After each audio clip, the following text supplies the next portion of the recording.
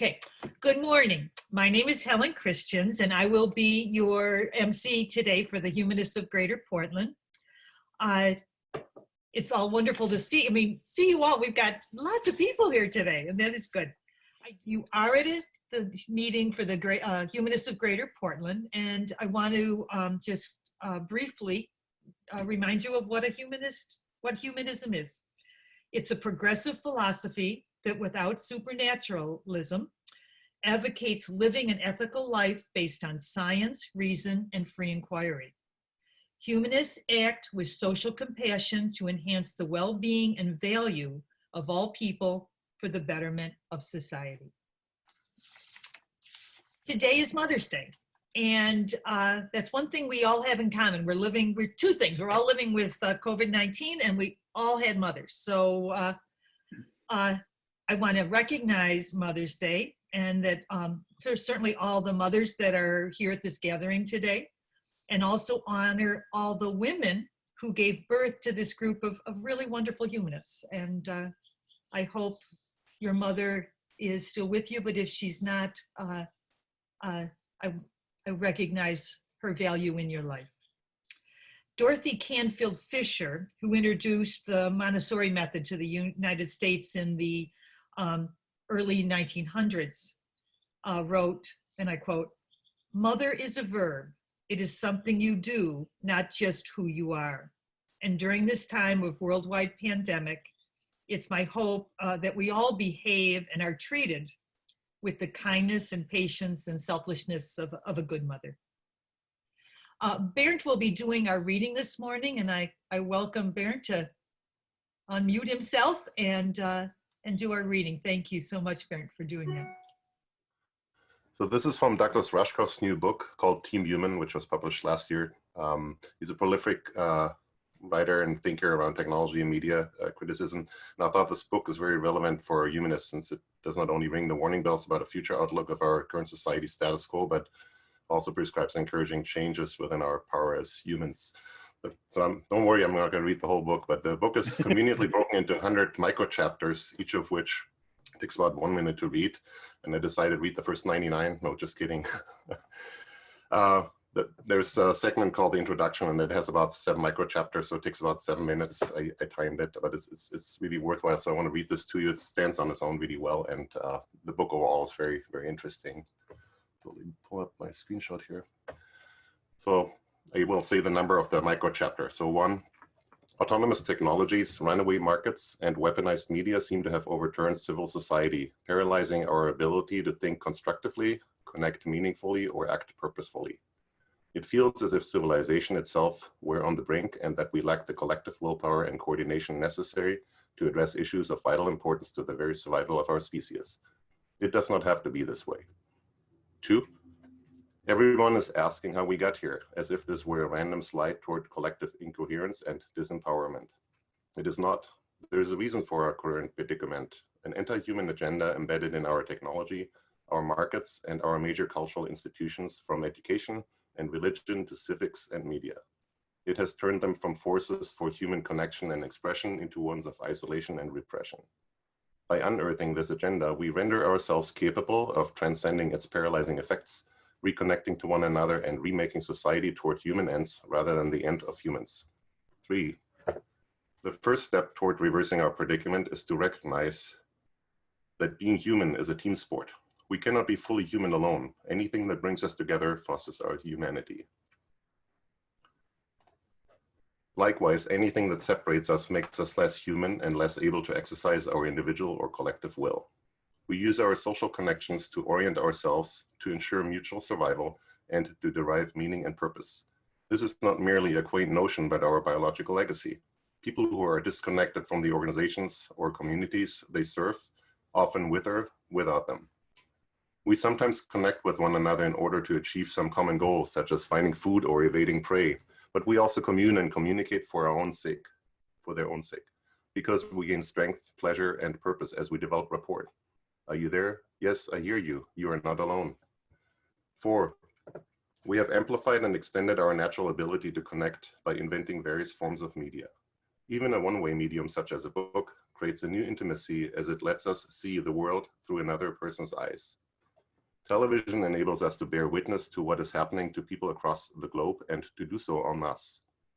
On TV, we watched together simultaneously events from the moon landing to the felling of the Berlin Wall and experienced our collective humanity as never before. Likewise, the internet connects us more deliberately and in some ways more reassuringly than any medium before it. With its development, the tyranny of top-down broadcast media seemed to be broken by the peer-to-peer connections and free expressions of every human node on the network. The net turned media back into a collective, participatory, and social landscape. But as seemingly happens to each and every new medium, the net went from being a social platform to an isolating one. Instead of forging new relationships between people, our digital technologies came to replace them with something else. We live with a bounty of communication technologies at our disposal. Our culture is composed more of mediated experiences than of directly lived ones. Yet we are also more alone and atomized than ever before.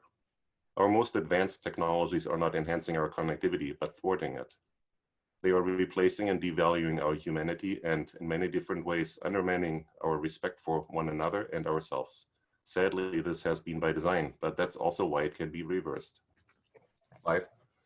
We're embedding some very old and disparaging notions about human beings and their place in the natural order into our future technological infrastructure. Engineers at our leading tech firms and universities tend to see human beings as the problem and technology as the solution. When they are not developing interfaces to control us, they are building intelligences to replace us. Any of these technologies could be steered toward extending our human capabilities and collective power.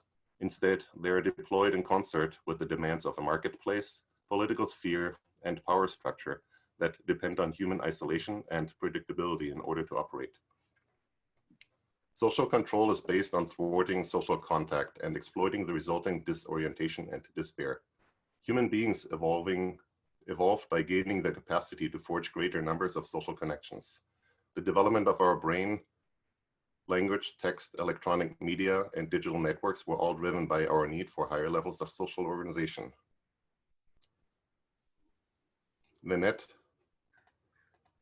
just the latest of these advances, challenges us with the possibility that thinking and memory may not be personal at all, but group activities. But this potential has been overshadowed by deep suspicion of how human beings might behave as an empowered collective, as well as a growing awareness that socially fulfilled people need less money, experience less shame, and behave less predictably and act more autonomously. Thinking, feeling connected people undermine the institutions that would control them. They always have. That's why new mechanisms for forging bonds and cooperation between people are almost inevitably turned against those ends. Language that could inform is instead used to lie. Money that could promote trade is instead hoarded by the wealthy. Education that could expand workers' minds is instead used to make them more efficient human resources. All along the way, cynical views of humans as mindless mob, incapable of behaving intelligently and peacefully, are used to justify keeping us apart and denying us roles as autonomous actors in any of these areas of life. Our institutions and technologies aren't designed to extend our human nature, but to mitigate or repress it. Once our humanity is seen as a liability instead of a strength, the corresponding cultural drive and spiritual quest is to transcend our personhood, a journey out of body, away from our humanness, beyond matter and into whatever substrate, be it ether, electrical wavelength, virtual reality, or AI, we fetishize at the moment. 6. Digital networks are just the latest media to go from promoting social bonds to destroying them, from fostering humanity to supplanting it. Our current shift may be more profound and permanent, however, because this time we are empowering our anti-human technologies with the ability to retool themselves. Our smart devices iterate and evolve faster than our biology can. We are also tying our markets and our security to the continued growth and expanding capabilities of our machines. This is self-defeating. We're increasingly depending on technologies built with the presumption of human inferiority and expendability. But the unprecedented speed of this latest reversal from social extension to social annihilation also offers an opportunity to understand the process by which it happens. Once we do, we will recognize how it has occurred in a myriad ways throughout history, from agriculture and education to currency and democracy. We humans, in a single generation, are experiencing a turn of the cycle in real time. This is our chance. We can choose not to adapt to it any longer, but to oppose it. 7. It's Brent, time. Brent, I One think we're sentence. going to have to can move to the next, to our, I don't want to take away our speaker's time, but is this It's one? one sentence, literally. I'm one sentence Okay, and then it's done. Okay. okay. 7. It's time we reassert the human agenda, and we must do so together, not as the individual players we have been led to imagine ourselves to be, but as the team we actually are, Team Human. The end.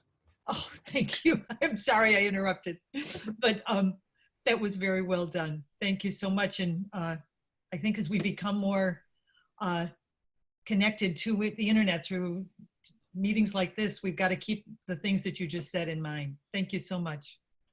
Thank you very much. I'd like to take a moment now to introduce Joyce Leckie, who is a member of the program committee, who will be introducing our speaker. We'll be taking questions at the end, and I'll be able to explain to you how to get a question in at the end of the presentation. Joyce? Good morning. Can you hear me all right? I'm unmuted. Okay. Harsh Arora is one of our own, a humanist of Greater Portland, but in his case, a humanist with a deep knowledge of Hindu culture. Born and reared in India, he obtained his engineering degree at IIT Delhi, then migrated to the US for graduate studies at UC Berkeley.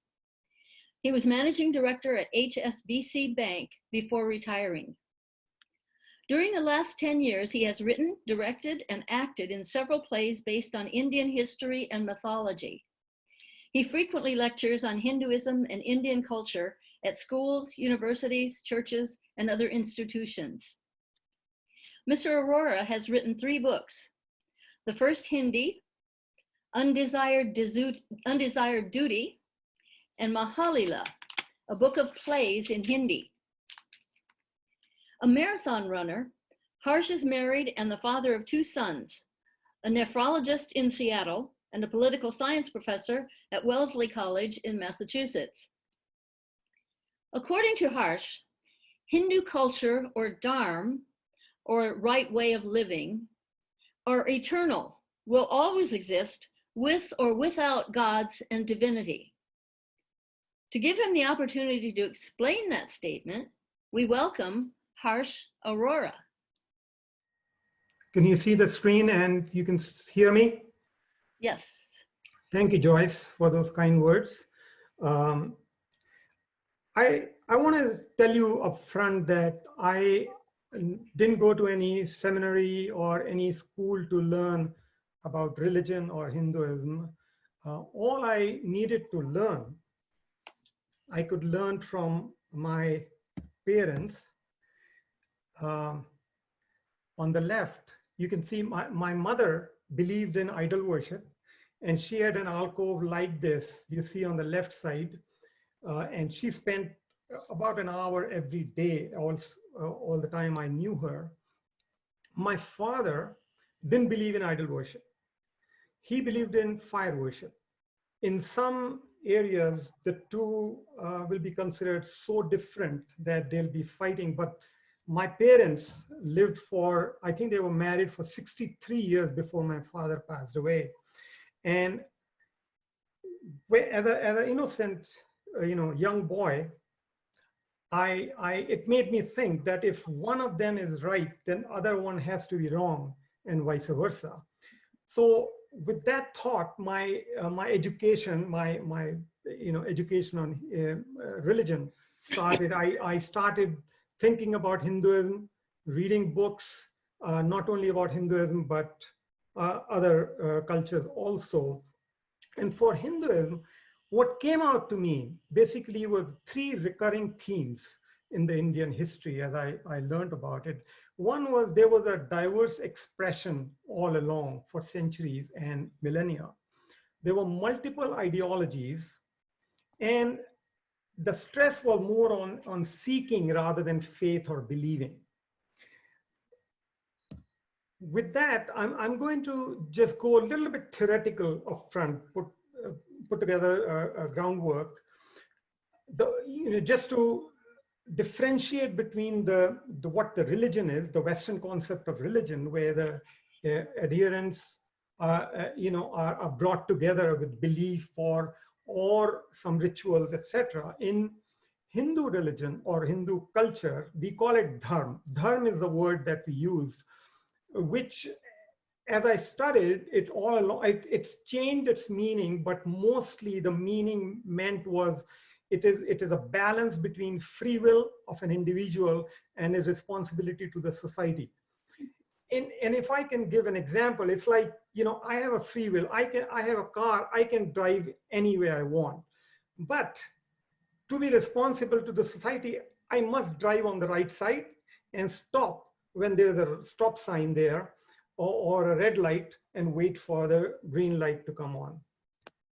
That essentially was what dharma meant all along for Hindus in India. What brings Hindus together is one God or ideology, and not one God or ideology, but the choices it offers. And I'll talk about those choices that it offers. The most important book for a Hindu is the Bhagavad Gita. And so in other words, when a Hindu goes to a court to take an oath, he takes it on Bhagavad Gita. And Bhagavad Gita, I want to just give very high level view on Bhagavad Gita. It's a book which is part of a larger book called Mahabharata. The context is that it's about a battle between two cousins. And at the beginning of the battle, one of the warriors, the warrior king, kind of gives up. He has second thoughts about fighting, and it so happens that his charioteer is God. Now he tells the charioteer that, hey, I don't want to fight. And God, the charioteer, insists that no, it's your duty to fight. And the whole book, is about that conversation or discussion between God and the warrior. And there are 18 chapters. It's a fairly sizable book. And if you were to read it, it'll take probably 3 hours to do. So the point I'm making is that, he did not accept what God said. He argued with him, and he agreed to what he said only after a long discussion. Now you compare that to a Genesis story where Abraham is asked by God to kill his son, Isaac. Now he doesn't ask any question, no discussion. He, without even telling Isaac's mother, he takes him to the top of the hill and ties him up and is ready to kill him with a sword. And that's when God intervenes, and the story everybody knows. So in one words, I would say that Hindus have been very argumentative. So never argue with me. I'll always have, counter arguments before I accept anything. And that's been the nature of Hindus. Another thing, a little theoretical, I want to bring it is from a little book called Truth in Religion by Mortimer Adler. He gives an idea of this spectrum of truth. On one side, left side, you can see the objective truth. We all know objective truth comes from experimental sciences, where you do an experiment, you get observations. Only if it is repeatable, only if it is reviewed by others, it becomes a real truth, right? I think the monotheistic religions is closer to that. They think that what happened really happened, and so it is. On the other end of the truth, according to Adler, is he uses the analogy of a taste. So the most subjective truth is our taste. And oftentimes we can't describe what the taste is, but I just like it, and I follow that, and I eat that food, and in a similar way, if I like a ideology or anything, I follow that. And I don't care if it is objective or no, if other people like it or no. And, Hindu seeker or Hindu adherents are closer to that subjectivity, subjective truth. And that's why I think that the people with objective truth, you need objective truth for unity. If you want to do a project, everybody should be on the same path. While for plurality, everybody can have their own say, or everybody can have their own view and follow that. And there's been much less fight. If you like cheese and I like tofu, we don't need to fight. We can just follow what we like and continue our life.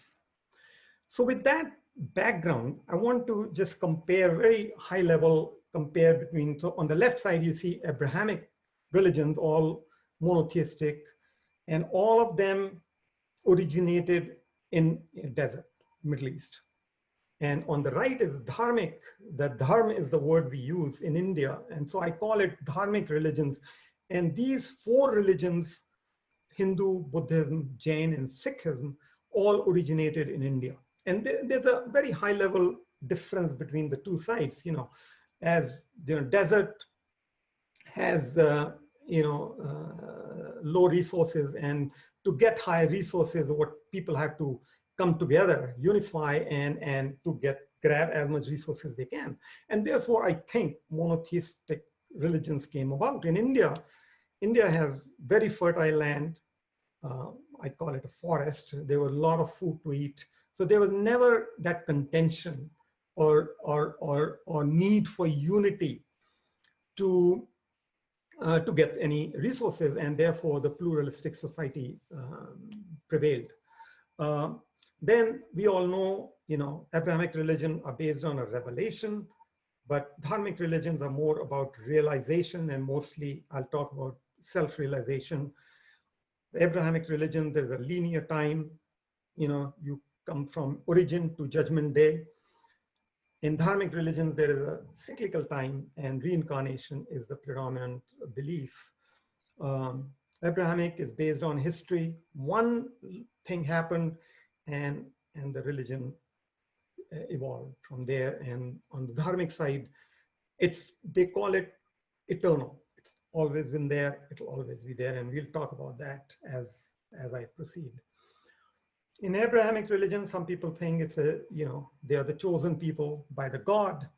And as I've said, on dharmic religion, it's the choice, individual choice. I make the choice of what I want to believe in or what I want to seek, what the truth is for me. Left on Abrahamic, it's the God grace, original sin. Dharmic people don't believe in that. They think we are not sinners, but we are divine. Each individual is a divine, and if we go deeper and deeper into us, we can see the divinity in each one of us. Abrahamic, God and Satan are separate, but in dharmic, good and bad are, this non-duality is at the heart of dharmic religions. It's kind of similar to yin and yang that the Chinese people talk about.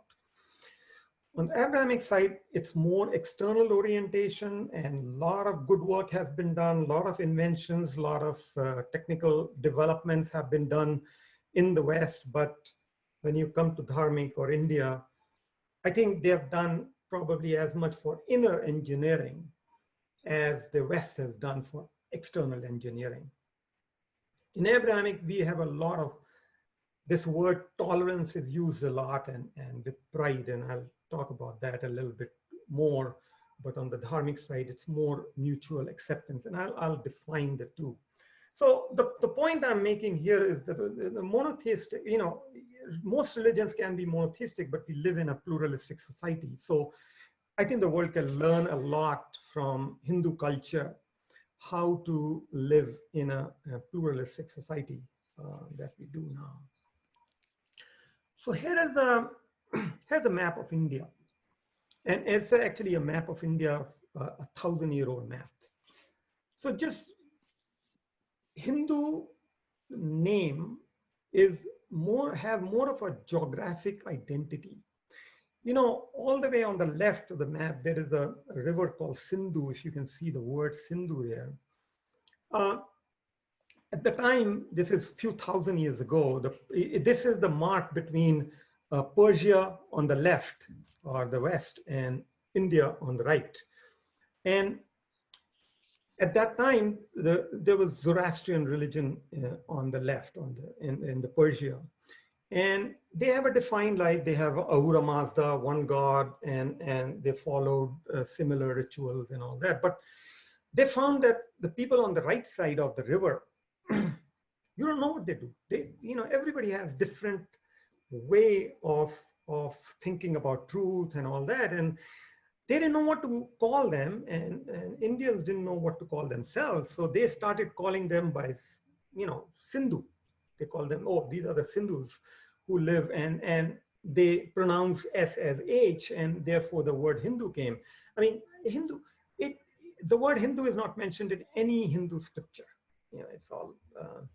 It's only in their Zoroastrian scripture you can find the word Hindu. So it's not based on any ideology. It's basically a geographic identity. And at that time, I have these list of countries on the left: India, Nepal, Pakistan, and all that. All these were, with the asterisk, were all pretty much Hindu, and the Hindu culture was also in Cambodia, Thailand, Malaysia, and Indonesia. And some of them may have changed their religion, but culturally, Indonesia is more or less Muslim, but they still have a lot of Hindu culture in them.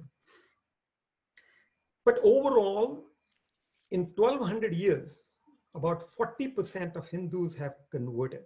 And we'll talk about it, why they have converted as we go on. But most Hindus in the world live still in India. About 90%, more than 90% live in India. Just, oftentimes people think Hinduism is the oldest religion, but the word Hinduism is only 200 years old when the Britishers named it that. And, and that name has still stuck on. So, as I was talking about tolerance and acceptance, if you go deeper into the word tolerance, what does tolerance mean? I'm in the right, you're in the wrong, but I magnanimously indulge you in your right to be wrong. I think that's what some people say when they say, I'm tolerant. I mean, if I say to my spouse that I'm tolerant of you, she may think I'm insulting her, So acceptance on the other side, and that's what I learned from my parents and so many others that I was brought up with, is the mutual acceptance. And the way I defined it was, I know my truth, you know your truth, I respect your truth for you, please respect my truth for me, because there is no universal truth. And that is the basis for that culture that's stayed for a long time. I have a little quote from my favorite philosopher who lived a long time ago, that all that's out there gets filtered through our senses before it becomes an understanding. How can we ever know an external God? And actually Shankar's philosophy, if you read more, is very close to Immanuel Kant. Kant said about the same thing. We are the basic language in India. Ancient language was Sanskrit, and 1,000 years ago, if you go to a dictionary, if you were to go to a dictionary, you won't find a word for belief, because it was all about seeking. And with time, of course, things have changed. Every Hindu is not a seeker, and there are a lot of believers. And we'll talk as we go on to history. We'll talk about that. But originally, there was no word for belief in Sanskrit. So with this premise, Hindus flourished for centuries, and let's see what happened after that. So, this quote from Karl Popper about tolerance: if we are not prepared to defend a tolerant society against the onslaught of the intolerance, then tolerance will be destroyed and tolerance with them. And that, to a large extent, applied to India and to Hindus. Starting from 8th century, as you know, India was fairly rich at that time, and people started coming from outside to in looking for some wealth. And I'm not going to go through the names, but you see that from 8th century onwards till 1947, India was pretty much, here and there under foreign rule, mostly first initially for 800 years under the Muslim rule, and then the British came for a couple of hundred years. And, the first Hindi word, Indian or Sanskrit word that got into the English dictionary was loot, because that's how much British looted India. And there are, it's billions of dollars were taken out. So let's go. This is the chart. I'm just giving you an overview on from 180 to 1000 AD. India's GDP was highest in the world, 40%. And from 1000, it started to shrink as the outsiders came, or for whatever reason, and it's started to go down, 1700. And then after 1800, it dramatically went down as the British came. And because, Muslims came not really for wealth, but British came to India to basically get the wealth. They were after the wealth, and they took that a lot out. And so with time, even now, they haven't recovered much in the last 70 years of independence. So I call Hindu culture, religion, an open system of joyful confusion without conclusions. So you make your own conclusions. There is a confusion. If you ask Hindus, they will say, this religion is convoluted. We don't know what I'm supposed to do. So there's a lot of confusion out there. Because it's basically, it's up to you to figure out what you want. There is no central body. There is no Rome to tell you what to believe in, what not to believe in. You're on your own, basically. And there are some gurus out there who will do it for, maybe they'll take money in return, but there's a lot of that going on. There are no sects, no traditions, but belief. I've highlighted belief because I talked about seekers. But now, with time, as we learned from our rulers, there are a lot of believers. There's who would believe, but you could believe in anything or nothing and still be a practicing Hindu. So there is nothing against that you've got to believe in certain thing. It's still now. It is referred to as Sanatan Dharma. Sanatan is basically means eternal. And that's what I'm going to talk about a little bit more as we go on, is why is it, what makes it eternal, and why.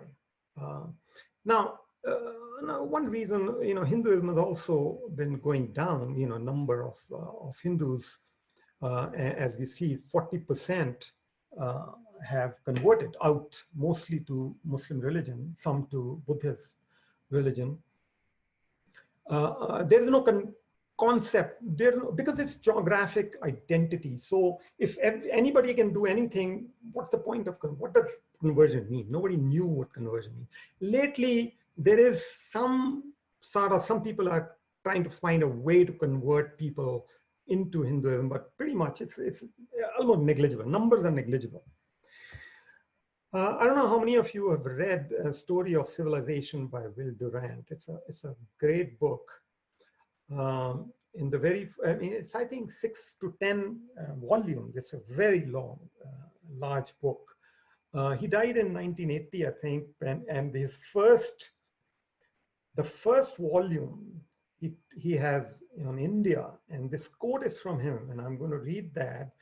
Perhaps in return for conquest, arrogance, and spoliation, Hinduism will teach us the tolerance and gentleness of the mature mind, the quiet content of the unacquisitive soul, the calm of understanding spirit, and a unifying, pacifying love for all living things. That was his view. And if you read that, the whole part, which I have read in his book, he has a lot of things to say about India. Now, as I said, there are a lot of paths, and some of them you've heard of.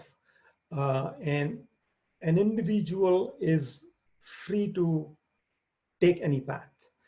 But it is said that every path leads to the same thing called moksha. Moksha is the word that is used, which is ultimate objective of practicing Hindu. And what does that mean? Moksha, to me, and it's strange that you can, it's also very vague and confusing. So you find your own meaning. And to me, the moksha meaning is to know yourself. I mean, as I've written at the bottom, humans therefore have access to the source of creation, which is within us. So as we go down into us, we can know all about the universe. I'm going to go very quickly into each paths. Some of you know Raj Yoga is Raj means royal. It's at the top, and it pretty much means the meditation, the word meditation that we use. Gyan is for wisdom, and that's based on the, if you see Islam, it has a couple of books, Quran and Hadith maybe. Christianity has a dozen books, but Hinduism has a library of scriptures and often contradictory. But most of it is either experiences of people or people mostly learn from fiction. And there are a lot of scriptures with stories, and I'm going to go through that later on very quickly. Then we have the Karma Yoga, which is the attitude of selfless action. You have Bhakti Yoga, which is devotion, which is the most popular today, and I may highlight it a little bit later on that also. There's a jap mantra. People may have heard, that you go to a guru, he gives you a mantra, and if you repeat it, you get salvation or you get moksha. Then you have Tantra, which is also pretty popular, getting popular in the US. And then the final one, Hatha Yoga, is actually the most popular, because if you go to a gym and you say yoga, you're doing Hatha Yoga, which is one of the 7. So there are other yogas that you could do. Now, this is the, we don't have to go into the names, but these are some of the major, you can call it deities, you can call it goddesses, that are most important for people who believe in or follow the devotion of yoga. And there was time that, it wasn't about belief, because you had to, the word for belief, which is Vishwas in Sanskrit, basically meant that you need to know somebody very well to have reference for them. For example, if you are a student, you want to revere wisdom. So you can, I don't know if my cursor works, but Saraswati is supposed to be the goddess of wisdom. So you revere that. But when you, start working, and let's say you have a business and you care about wealth, then you go for Lakshmi, who is the goddess responsible for wealth, and hopefully you'll get it. So there, and so on and so forth. So the idea in this also, devotion, was to know yourself, know your problem, and then try to find a solution in a deity instead of going to single God for all your problems. So that's a distinction that I can make. And if you see, look around, I mean, nothing is really created in the world. You put a seed in a soil and a tree grows. You put a sperm in a woman's womb, a kid grows. Humans are the only ones who create. And in India, that it was, if you don't like any of these gods, create your own. Doesn't matter. I mean, that's how it worked. That it's the humans that create gods, and not the God creates humans. I mean, that was the thought. And there's a very interesting ritual that they have in some parts of India where they spend sometime months to create a idol of a god, and particularly Ganesh. And then they worship him for a week, and then they immerse the idol in the water. So in other words, you create a god every year, a new god every year, and you destroy them at the end of end of the worship period. And that still goes on, in a big way in some parts of the country. This is just very high level view of the scripture. There are lots of them. There are Vedas are the oldest, and they have within that there are hundreds of books, Upanishads, at least 108 Upanishads, and most of them are either talk about some cosmology, and otherwise mostly it's experiences of advanced seekers. They tell you, they give you idea what to seek, and you may follow or you not follow. Then we have, and later mostly what people are familiar with are these stories, two epics. One is a Ramayana, which is fairly similar to Odyssey, and I think composed around the same time than Homer, 700 BC, I think, when Homer wrote Odyssey, Valmiki compiled Ramayana, and then Mahabharata is another epic which is quite similar to Iliad, but it's huge. It's 10 times the size of Iliad and Odyssey combined. Huge book. Then there are a lot of stories about God, goddesses, Purans, and you can take a pick what you believe in, what you want to know, and that's what you can follow. Oftentimes questions come on caste system. India is known for its caste system, and yes, it's been there, and it started as a caste by vocation, but with time, because we didn't have schools, a boy could only learn a trade from his father, and it became part of the they included not only vocation, but also the birth. So you had caste by birth. So both existed for a long time, but there was quite a bit of interchange between them. There was respect for each other's work. But what happened in beginning of 20th century, when British were ruling India, this guy, I don't know how many of you have heard about scientific racism, but it was a big thing. It was considered science that you could, by looking at somebody or by the physical traits of somebody, you could say what their background is. And this guy Herbert Risley, who was head of census in India in 1901, actually, he did a lot of studies on tribes and castes in India, and he tried to show that caste members had distinguishing physical features which nobody thought about before. And he then introduced the hierarchy of the 4 castes in India. So even though castes were there, there was no real hierarchy till then. It became very real because everybody believed in scientific racism. And since then, it's no longer considered scientific, and all that was basically hotshot.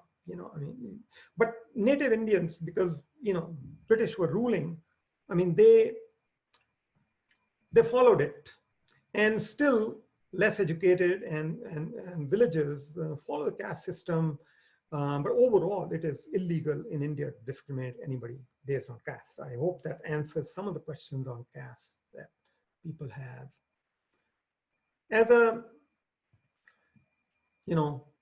these days, there are a lot of stories coming out for India, how Hindu nationalism and all that. And I just want to give you some idea of how secular India has been. India is the only country that has been subsidizing Hajj travel for Muslims for years, since independence in 1947, for at least 70 years. So they've spent billions of dollars. Each in 2008, I know the number, each Muslim used to get $1,000 to go to Saudi Arabia for Hajj. Hindus got not a penny. Okay, Hindus have never gotten a penny for any kind of pilgrimage, but Muslims used to get. This ended last year, and that's why some people don't like the current government. How can you end it? You got to keep giving something. Anyway, India allows Muslims to proclaim 5 times a day on public loudspeakers, there is no God but Allah. I mean, I go to India often, and there's a mosque near my brother, and I'm woken up every day at 6 o'clock from the loudspeakers. That, in a country where only 15% of the people are Muslims, but you got to wake up to that. So India has had a Sikh prime minister for 10 years. Only 1.7% of Indians are Sikhs. They've had a Christian head of ruling party. Only 2.3% Indians are Christians. They had 2 Muslim presidents. 14.2% Indians are Muslims. And current president is a scheduled caste, lowest caste Hindu. When Muslims invaded Iran to avoid persecution, Zoroastrians emigrated to settle in India. Only Zoroastrians found in India are in the world are mostly, they live in India now. And they're doing very well.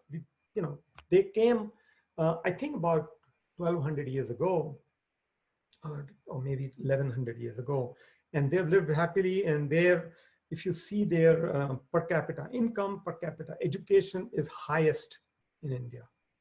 When China took over Tibet, Dalai Lama came and settled in India with thousands of fellow Buddhists, and they are still living. They in one city. They've made it their city now.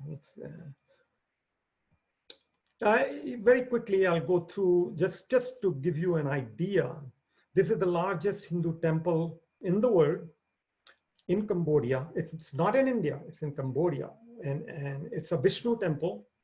Built in 12th century and still there, but the country is Buddhist, but they have a Hindu temple, the largest Hindu temple in the world.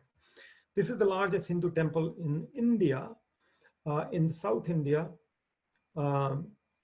which was built in 6th century BCE, plundered in 1311, but rebuilt in 1378, and still it's a functional Hindu temple. This is the largest Hindu temple in the United States. It's 2.5 million square feet, huge.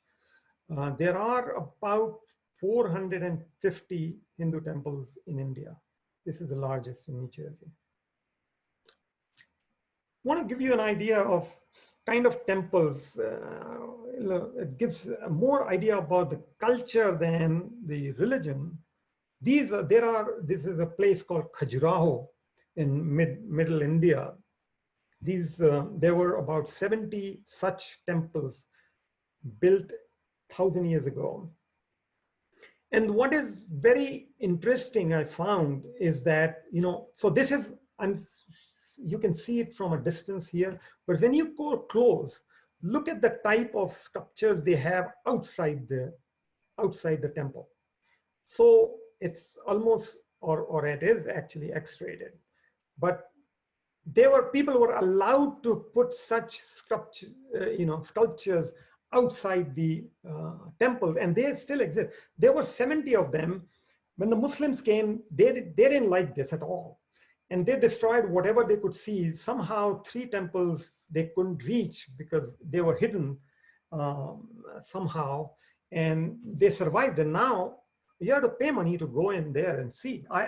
These are pictures I have taken myself when I was there a few years ago, and they are still there, and a lot of visitors come and visit this area. So let's come to how Hinduism has influenced the West, or more importantly, the United States. John Adams, Emerson, Thoreau, Whitman's library, if you were to go, you will find some Hindu texts, scriptures. Emerson and Thoreau were very much into it. I know, I personally didn't know. I haven't heard what John Adams had about it. But, of all the known philosophers, Schopenhauer was the first one to read the Hindu Upanishads, and his philosophy. And if you've read his book, The World as Will and Representation, comes fairly close to the philosophy you can find in Upanishads, Hindu Upanishads. Then, some of the Hindu gurus or teachers or whatever, Vivekananda and Yoganand actually came. Vivekananda came in end of 19th century, and Yoganand came in early 20th century. People came to know about Hinduism more. A normal, ordinary American came to know that Yoganand's autobiography of Yogi has sold 4 million copies in the United States. It was published in the United States, and it's still you can find it in any library, this book. Then after Second World War, a lot of other Indian gurus became popular, particularly Raman Maharishi, Aurobindo, and Prabhupada. Prabhupada is the one who started the Hare Krishna movement, which is still there. Beatles made it very popular in the West, the Hindu meditation process very popular when they went to India and lived for some time to learn. And lately, there are Western people who are going to India, like Alan Watts, Ken Wilber, Eckhart Tolle, Richard Alpert, Ram Dass, who just died 3 months ago. They also made it quite popular, the Hinduism. There was an article in Newsweek, August 2009, called "We Are All Hindu Now," and basically what she is, the Lisa Miller, the editor, was saying there is that, slowly Americans are becoming Hindu. I mean, obviously there are nobody coming to tell them to do this, but what I've done is I've updated some of these numbers, statistics that she has in her article. This article is available. If you Google search, you can read this article. But so 36.7 million Americans practice yoga regularly, and that's the 16 statistics. 65% Americans think there are more than one path to salvation. This is all information is on Google search. You can find it. 26% Americans believe in reincarnation rather than, the judgment day. And 51.6%, over 1 million people in 2017 opted for cremation rather than burial.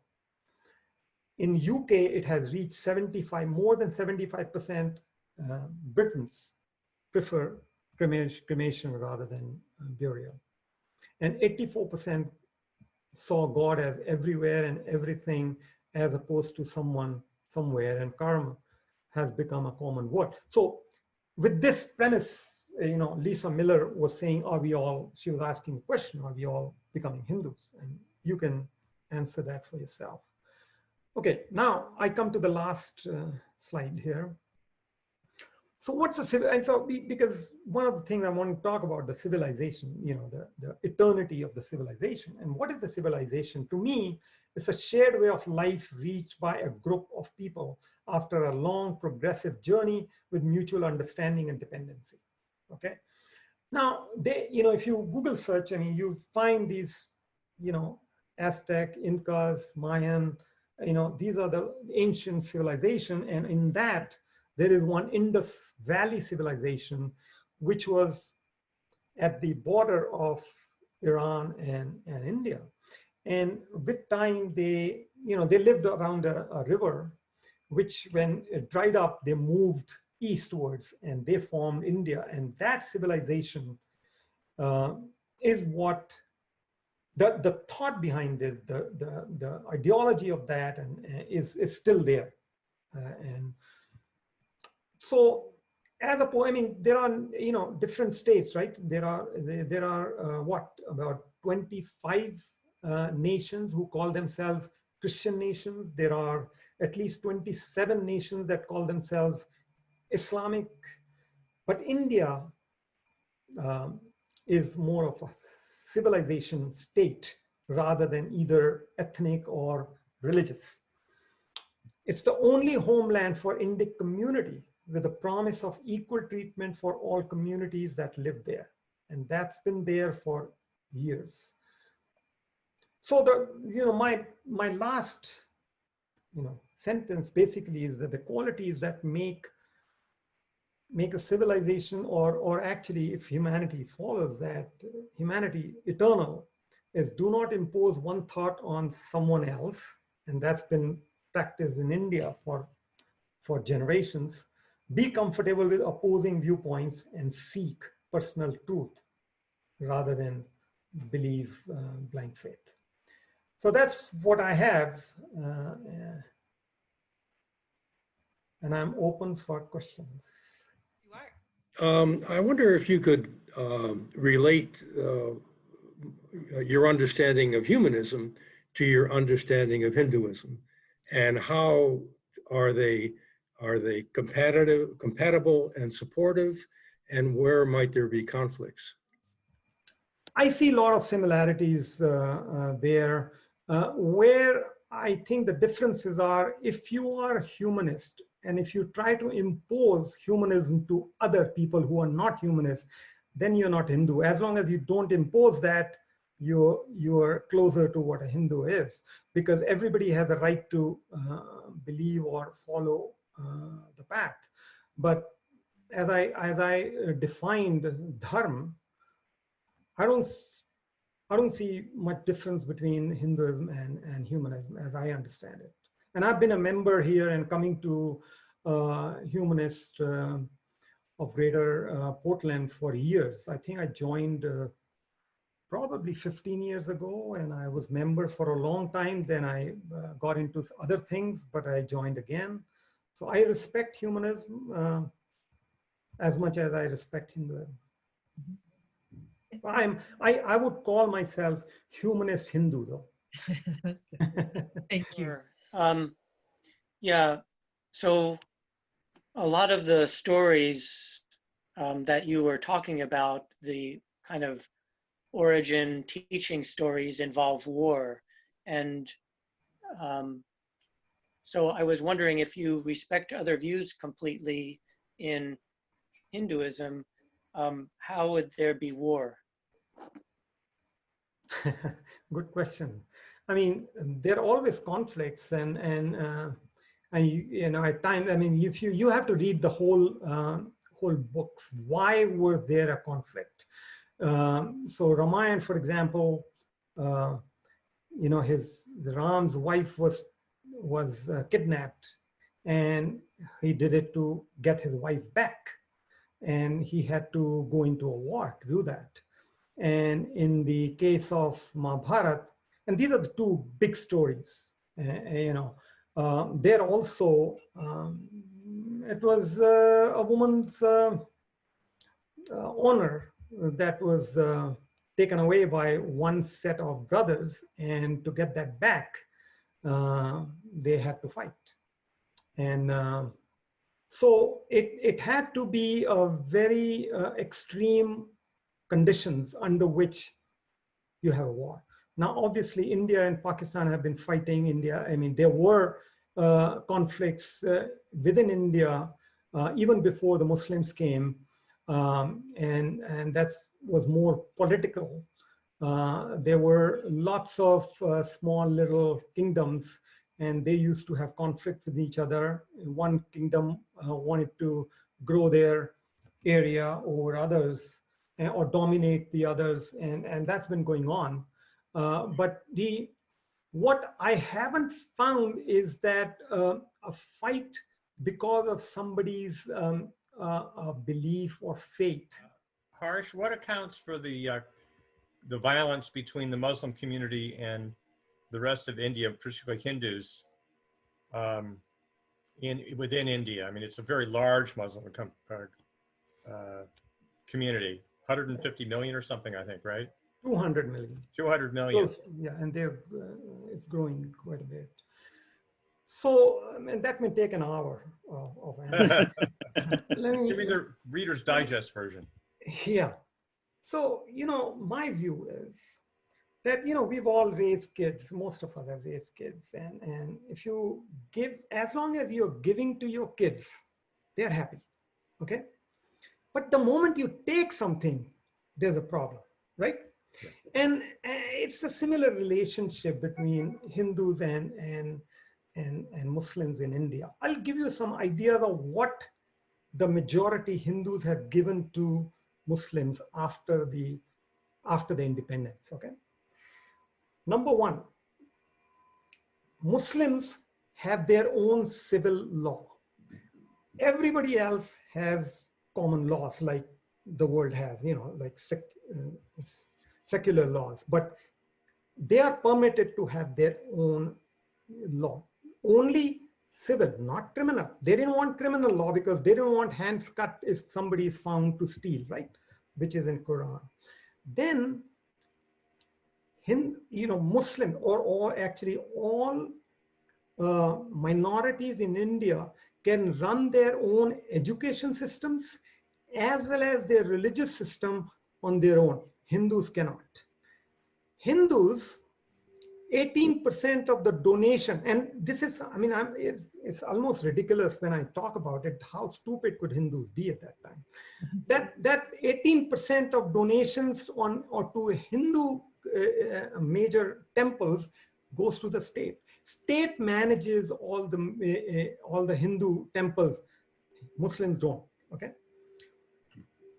Now, Muslims were getting, thousands of dollars to go to Hajj. That was taken away. When you take away from what you have given, there's a problem, right? Then, around independence, there was a special status given to Kashmir, okay? They didn't have to. It was as much part of India as any other part of India. But special status was given. I think it was the wrong decision, but it was given. What did it mean? It meant, there were Hindu minority there. The majority was Muslims. And in 1990, thousands of Hindus were killed. And this is also, you should do Google search on all this. This is all available. So one of the things you can do is, massacres in Kashmir. Okay, you do a Google search and you'll see a list of them starting, 1990, a big thousands of, and from Kashmir, 500,000 Hindus were kicked out. This is a country with 80% Hindus. Okay, and because why did they go out? Because otherwise they would be killed. Because thousands were killed. So people say that, we're doing something wrong on Muslims, but about 100,000 of those Hindus are still living outside Kashmir in tents for 30 years. Okay, for 30 years.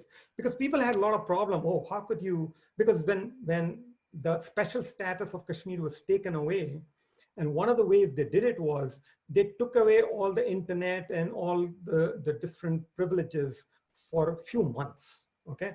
And even human rights people said, oh, how can you do that? But they didn't see the human rights of Hindus, of 100,000 of them living in tents who have houses in Kashmir. They had houses and they are still there. They own them, but they would never go back there. So, there are so many of the, similarly, I don't know if you heard about this Citizenship Amendment Act, okay? Which was based, you must have heard about it. Yes. And there was a lot of riots and all that happened. And, maybe I will encourage you to read that. What is the Citizenship Amendment Act? What it is basically is that, in India, a lot of Hindus who used to live in Pakistan and other Muslim countries where they were persecuted came to India. And what India is doing is, well, they're expediting because they've been living there for a long time. In the US also, we do that. If a Mexican has been living for a long time, you give them citizenship. That's all they are doing, okay? And they have a problem that why aren't we, if they are persecuted in those countries, why aren't we also including Muslims into it? And that was the problem. To give you an idea what kind of persecution, and maybe this also you should Google search, what kind of persecution is going, I'll give you some examples. So let's say you are Hindu, you get married in Pakistan, okay? So you have a Hindu ritual marriage, normal. And after, a week, somebody kidnaps your wife, right? And you go to the police. You say, well, I got married a week ago and somebody kidnapped my wife. I kind of know who is, I need help in getting my wife back. You say, how did you get married? Oh, I got married in a Hindu way. Oh, that's not valid in Pakistan. Can you imagine for 70 years after independence, Hindu marriage was not valid there? So what do you do when you are a Hindu in Pakistan? You try to come to, the only homeland they know is India. So they come to India.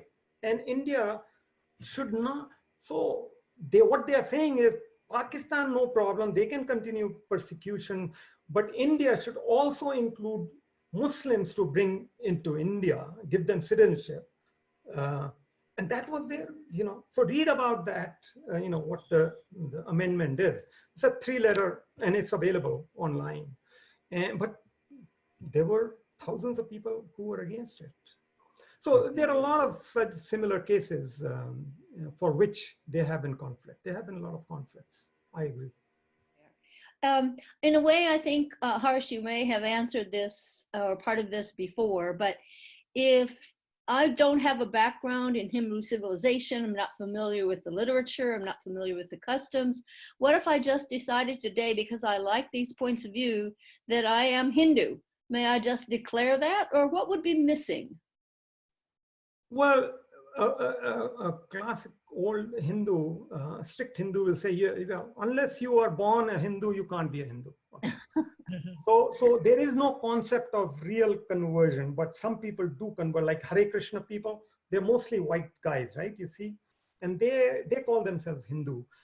So in a strict sense, you can't call yourself Hindu, but you can. You don't have to call yourself Hindu. You just follow some of the traits of Hindu. There are some good traits in Muslim religion, some good in Christianity, everything. We can take mix good stuff from everywhere. But, hope I didn't miss anything earlier in the discussion, but are there Hindu fundamentalists similar to fundamentalists in the Abrahamic religions that get, some that get easily offended by anything that is not, Yeah, I'm sure in over 1 billion Hindus, there are some definitely. And there was the history in North India, lot of Hindus think, and I think part of it's true, that lot of so there are, if you go to North India, there are no big temples. South India, there are a lot of temples, and they were all mostly broken by the Muslim invaders, okay, the North. So there was a time it was in 1990s that some people decided to break one mosque, okay, in India. And I would call that a fundamentalist view that, okay, Muslims destroyed temples, but you can't go back and you can't penalize the Muslims now for that.